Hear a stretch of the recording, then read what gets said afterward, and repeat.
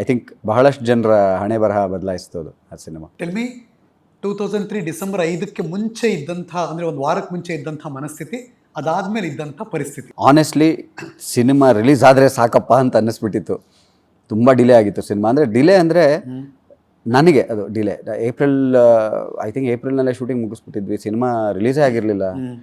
ನಾನು ಇರೋ ಬರೋ ಕೆಲಸ ಎಲ್ಲ ಬಿಟ್ಬಿಟ್ಟಿದ್ದೆ, ಸೀರಿಯಲ್ಸ್ ಕೆಲಸ ಒಪ್ಕೊಳ್ತಾ ಇರಲಿಲ್ಲ, ಬೇರೆ ಏನು ಆ್ಯಂಕರಿಂಗ್ ಏನೂ ಮಾಡ್ತಾ ಇರಲಿಲ್ಲ, ಕೈಯಲ್ಲಿ ಕೆಲಸವಿಲ್ಲ, ಜೇಬಲ್ಲಿ ದುಡ್ಡಿಲ್ಲ, ಸಿನಿಮಾ ನೆಚ್ಕೊಂಡು ಇವ್ರು ಏನಪ್ಪ ಮಾಡ್ತಾಯಿದ್ದೀನಿ ಅಂತ ಅನ್ನಿಸ್ಬಿಟ್ಟಿತ್ತು.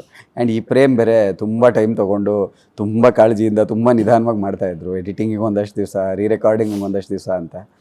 ನವಂಬರ್ ಆಯಿತು, ಇನ್ನೂ ಸಿನಿಮಾನೇ ಬಂದಿಲ್ಲ. ಡಿಸೆಂಬರ್ ಬಂತು.